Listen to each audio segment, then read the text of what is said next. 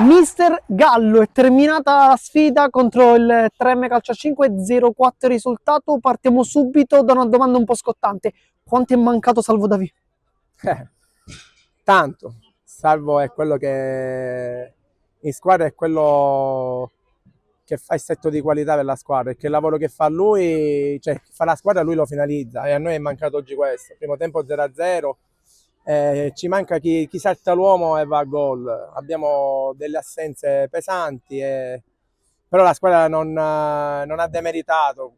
4-0, ma il 4-0 è venuto negli ultimi 5 minuti, perché primo tempo 0-0, fino al decimo stavamo 1-0 se non ricordo male.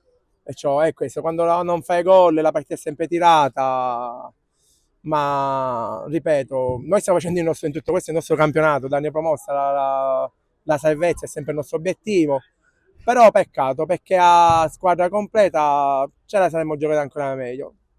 Però la sconfitta fa parte del gioco, l'accettiamo e andiamo avanti.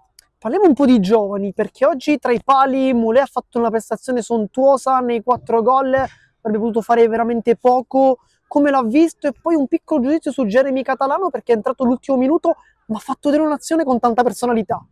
Sì, oggi avevo in distinta un 3 2007. Anche l'altro portiere che anche entrò, così che Costanza, è anche un 2006 se non ricordo male. Jeremy è uno buono, al primo anno di calcio a 5, sta mettendo piede, sto cercando assieme alla società di farlo crescere perché ha un buon potenziale, ma purtroppo per gli studi e per lontananza non si può allenare con la prima squadra, però lo vedo in Under 19, è buono e sto cercando di farlo uscire, che abbiamo un Under che può crescere ed è il futuro della squadra, senza avere la cosa di vincere i campionati in Under, la crescita del ragazzo è in prima squadra. Diamo invece uno sguardo alla prossima partita contro l'Athletic Club Palermo. Sì. Ora entra un mini ciclo di partite importantissime con tante assenze che abbiamo, ma ce la giochiamo sempre come abbiamo fatto oggi. Ora le assenze, se ci saranno altre squalifiche, giustamente Molinaro è già in diffida, perciò prenderemo anche Molinaro.